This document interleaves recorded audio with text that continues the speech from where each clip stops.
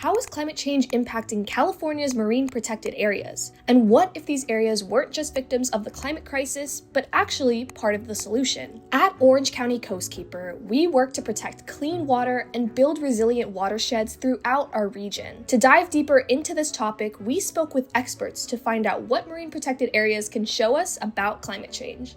Climate change is essentially the change in weather patterns and temperatures over a period of time. And what we're seeing right now with climate change is the unprecedented speed that climate is changing. Largely through the combustion of fossil fuels, the use of plastics and petroleum products, which all come from these fossil fuel sources.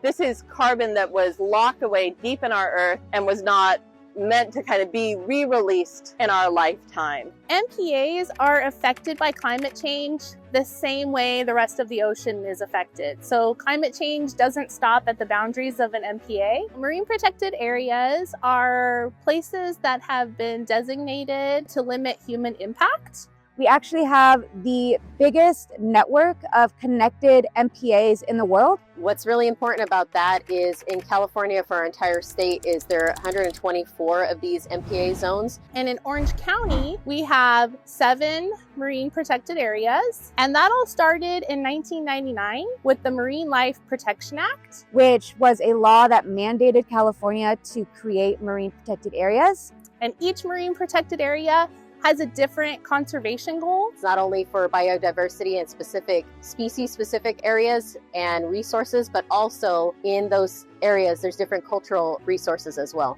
So it is important to know that we can access and recreate in marine protected areas, and they're not here to keep humans out. They're just here to limit the impacts, but still allow us to connect with these places that we all love. In regards to climate change, MPAs are very important because they help protect local biodiversity on our coastline. And think about a strong, healthy ecosystem is like having a strong, healthy body. And if you are running a marathon or a race, that's a stressor to your body, right? Well, marine protected areas help create these healthy ecosystems that protect plants and animals. Just like if you were going to run a marathon or a race, you would want to have a strong, healthy body that gets lots of rest, gets food and water, and marine protected areas allow the plants and animals to rest. They allow them to have more food and get bigger, stronger, healthier, and older so they can survive the impacts of climate change. And there's all different types of impacts. So we have marine heat waves, which are increases in temperatures to the ocean. And this has really big impacts such as having more disease outbreaks or perhaps a decline in kelp populations. We also see ocean acidification. So ocean acidification is a worldwide impact coming from climate change. And what's occurring is carbon in the atmosphere is being absorbed into the ocean. The ocean is shifting from where it naturally kind of stands in terms of pH, which is a base, which if you remember from high school chemistry, is having a pH of a little bit above a 7. So bases are anything 7 to a 14. The ocean is a little bit of a base, so it's probably closer to like an 8. But we're seeing a shift in a change in that pH, and it's moving towards the acidic side, below a 7. In California, we've been doing a lot of research, and we have identified that not only is ocean acidification and hypoxia a global problem, but it's also a local problem as well. Research has shown that wastewater facilities, the nutrients that are coming from wastewater facilities, are exacerbating ocean acidification and hypoxia. And from August to October every year, there's what we're calling ocean acidification and hypoxia hotspots. And these hotspots are actually compressing the amount of habitat that's livable in our oceans. California Coastkeeper Alliance is largely trying to really just educate the public about this issue. I mean, one of the biggest problems is you can't really see ocean acidification and hypoxia happening. No one knows that for 3 months of the year, there's all these dead zones off our coast. As the ocean temperature increases, the water molecules in the ocean actually expand when the water warms. Kind of like if you were boiling water and that water expands and gets warmer. The water expands in the ocean, it starts to rise, and we're seeing levels rising along our coast at a pretty significant rate. The estimates are that by 2050, the sea level is going to rise 1 to 6 feet. along our coastline. And we've only seen inches right now. So we're seeing, it seems like a small amount that sea level's rising, but we've seen some really big impacts from that. So we've seen flooding along our coastline. We've seen parking lots and infrastructure along our coastline being damaged and ecosystems being affected by it. Climate change has also impacted specifically here in Laguna Beach in our kelp forest. So we've seen a 30% decline in kelp forests in Southern California, as well as a 60% increase in ocean acidification throughout the Pacific Ocean. Climate change has also been impacting upwelling. So upwelling is a really important event to all of our oceans, but specifically here on the West Coast. So if you imagine the ocean like this hearty bowl of soup, like all the really good bits, the noodles and all the, the protein and the herbs and spices and all those things. Inside that bowl, if you leave it alone, all the good tasty bits are gonna kind of fall to the bottom of the bowl as it slowly cools or changes temperature with time. Well, upwelling would be like stirring your soup and kind of getting that perfect spoonful in. So without upwelling, we're unable to bring the nutrients up to the surface of the waters for other organisms to feed off of, and that adds to the biodiversity. With less biodiversity in our ocean, that means we have a less resilient and resistant environment and ocean to combat climate change. So climate change is weakening some of that stirring ability within our oceans. There's no wall or border that can keep climate change out of marine protected areas. So we're still going to see the heat waves and the sea level rise and the ocean acidification within marine protected areas. But the difference is that marine protected areas provide other benefits that might help the ecosystems and species within them to be more resilient to climate change. When there are changes in the environment, organisms have a place and the ability to adapt to those changes because their particular habitat isn't going to change as much because the habitat is intact.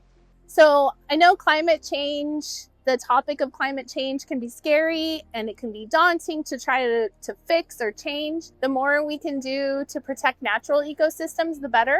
So protecting natural estuaries and natural dunes along our coastline is really going to help. We are seeing now that we have these different adaptations that we're doing along our coast. Instead of building a wall to hold back the Pacific Ocean or putting rocks along the coastline to kind of hold back the ocean, we're really looking at these natural features and trying to use those to adapt. So there's something called a living shoreline now that a lot of places in California are looking at doing. Our living shoreline projects restores coastal habitats using natural materials such as native plants and oyster beds to reduce coastal erosion, increase biodiversity, and reduce the impacts of storm surge. One of the most important things is to get out to these special places and enjoy them and be inspired to take action. We need to make better educational pathways in order for students to even see what's out there, and also more exposure pathways so that students can actually come to the ocean. And there's students that come from schools like even 5 to 10 miles inland that don't really have as much access to the coastlines as you would think. When students are able to come out and see these things in real time, it really opens their eyes and shows them why it's so important. And it also kind of gives them like a renewed passion for the environment. And they need more steps like what's next from that, creating even high school internships. I know that a lot of times internship opportunities are for college students that are already in that field or already know what they want to do, but it's middle school students and high school students that are still trying to figure out what they want to do. And how significant would it be to have more people of color being able to get in those positions because they went on a field trip when they were younger or they had an opportunity created for them that wasn't there before. I love it when I have visitors to our beaches. I love it even more when we see people piling out of the cars because they carpooled to get here, or when they take the initiative to use some of our free public transit through our city. All of this is going to help lower carbon footprints by not putting as much carbon dioxide into our atmosphere, and this lowers the burden on our sequestering organisms like our seabeds and our kelp. We're really trying to educate the public, decision makers, the governor's office, the legislature about these impacts. California has actually been supporting research for a decade now, and that's how we know about these hotspots.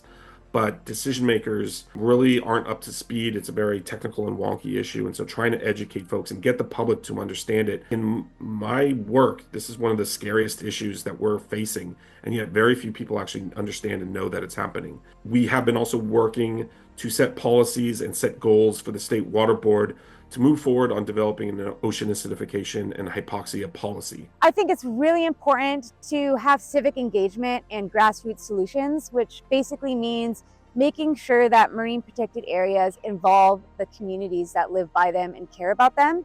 And so there's a lot of ways to get involved. You can attend meetings for the Department of Fish and Wildlife or the Fish and Game Commission to raise your concerns or give your solutions. We also have at the MPA Collaborative Network 14 chapters that bring together people in different places throughout California to work towards shared goals of protecting the ocean. So one thing to think about and consider in California is that a lot of indigenous people that were the original peoples of the state of California were actually pushed off our coastline. And so now we're looking at these kind of relationships where we're trying to partner with different state agencies and different nonprofits. We want to make sure that the people that are doing the real-time science in modern times are also listening to the traditional knowledge keepers in order to keep a better balance so that we can have a brighter path forward. As part of the Marine Life Protection Act, the Department of Fish and Wildlife was mandated to do what's called adaptive management. Every 10 years, we need to look at how marine protected areas are doing and what kind of threats there are,